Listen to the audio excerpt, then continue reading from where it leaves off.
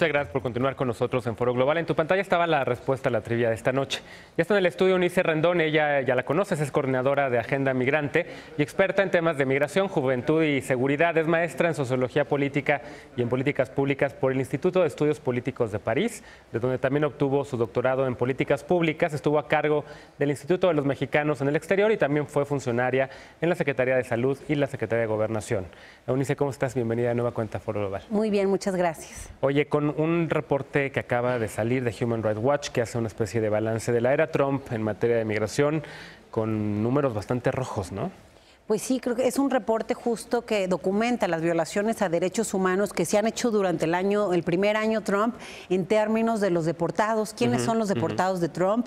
Creo que el informe le da cara y una historia humana a los números fríos que de pronto vemos en el ICE, que de pronto vemos también con el INAMI, con mismo Homeland Security. Entonces el informe documenta qué es lo que ha sucedido este año, quiénes son, cómo ha cambiado el perfil, a diferencia de lo que veíamos con Obama, que era gente, el 80% de los que deportaban eran los que intentaban entrar y los regresaban. Hoy vemos que eso ha cambiado, hay mucho menos intentos de entrada, hay menos detenciones en la frontera. De hecho, vemos con los datos, hay 17% menos de arrestos fronterizos. En la frontera México-Estados Unidos. Exactamente, pero esto no es positivo. Aunque pareciera, hay 15% menos. Tiene que ver con el discurso de odio de Trump también, por supuesto, ¿no? Y aunque pareciera que fuera positivo que hay un 15% menos de deportados y un 17% menos de arresto, al final tiene que ver con el discurso que da más miedo intentar entrar, con que México también está colaborando en la frontera sur de manera importante. Está deteniendo a centroamericanos. Hemos aumentado, mientras que han disminuido las deportaciones de Estados Unidos a México, han aumentado las deportaciones de México hacia Centroamérica. Entonces estamos haciéndoles la chamba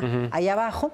Y por el otro lado, algo preocupante y que lo documenta bien las 43 historias de Human Rights Watch es quiénes son estos deportados y el desarraigo y la separación familiar que están viviendo, porque a diferencia de lo que veíamos, que eran los que intentaban entrar y los regresaban, ahora es gente con más tiempo, más arraigo, más familia, más lazos a Estados Unidos, los que están siendo regresados. Entonces, ha aumentado en un 40% el regreso o la deportación de gente tierra adentro, es decir, de al interior, y ha aumentado el 43% arrestos también de la comunidad indocumentada, y también vemos que se triplicó el número de personas detenidas sin ningún delito, es decir, ni siquiera una falta administrativa, solamente en base al perfil racial. O sea, ni siquiera porque pasaron un semáforo, ni siquiera porque tiraron la basura en la calle, lo que sea, simplemente porque los vieron morenitos, ¿no? Exactamente. Entonces, suponemos que hay un perfil racial detrás de esto, por supuesto, que se había evitado ya con la suspensión del programa de comunidades seguras que en su momento existía con Obama y se quitó justo por eso.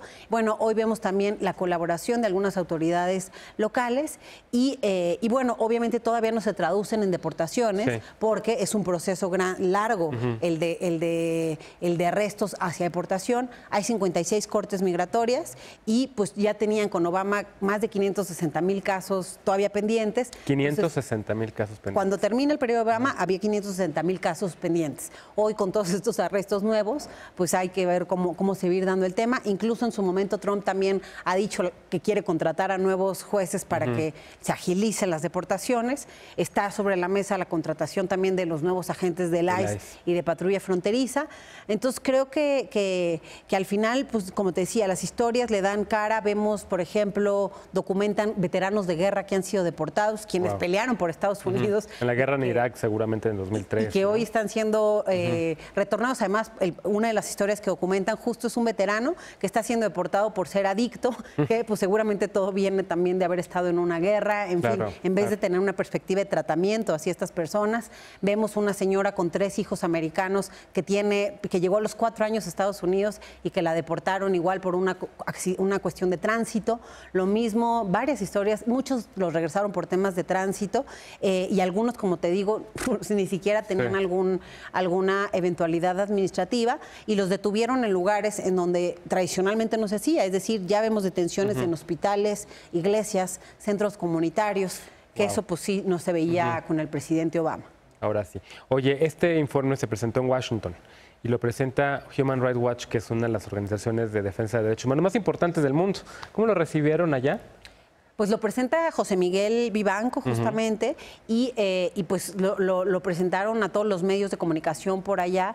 Y bueno, creo que no sorprende el tema de que hay estas violaciones. Ha habido violaciones antes de derechos humanos a nuestros connacionales. Creo que lo que más sorprende es esto, el cambio del perfil en el deportado. Quiénes son y cómo son gente con más historia y más arraigo allá.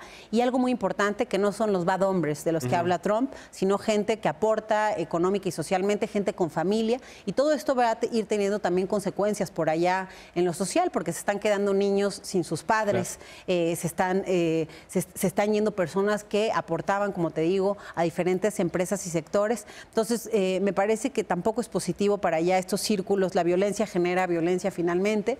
Entonces, vamos a ir viendo las consecuencias de todas estas decisiones de Trump. Ya hoy las vemos en estos números, pero creo que también se van a ir traduciendo pues en cosas peores. Yo no lo veo más que va a empeorar el tema, ¿no? Hoy decías que el gobierno mexicano le está haciendo el trabajo a Estados Unidos al deportar a centroamericanos.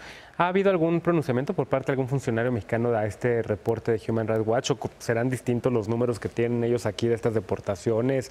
¿No ha habido ninguna reacción? Yo no he escuchado hasta ahora, desconozco si ha habido alguna. En lo que yo he visto no ha habido ninguna reacción. De hecho, un día después que se publique el informe, lo que sí vi fue algunos tuits de funcionarios mexicanos de la Cancillería. Te vi en un intercambio con el embajador. Presumiendo un diálogo franco y amplio con Estados Unidos en temas de derechos humanos, cuando pues lo que estamos viendo es justo la documentación de la violación que se ha tenido con nuestros connacionales, como tampoco vimos ninguna manifestación en el indulto de Arpaio, que también es un personaje muy emblemático en el abuso de los derechos humanos de nuestros connacionales. Entonces creo que ahí sí ha faltado un poquito de un mensaje con más fuerza y más contundencia para reprobar estos actos de discriminación, de racismo, xenófobos que estamos teniendo hoy con nuestra comunidad en Estados Unidos. Querida Eunice, muchas gracias por estos minutos para Foro Global. Vente en enero para que hablemos de un balance de cómo arranca el año, ¿no? Muchas gracias. Gracias a ti. Gracias a ti por habernos acompañado esta noche en Foro Global. Soy Genaro Lozano, te invito ahora a que continúes con Eric Camacho y las noticias. Y por lo pronto te deseo muy buenas noches. Te espero mañana en punto de las 11 de la noche para una nueva emisión de Foro Global.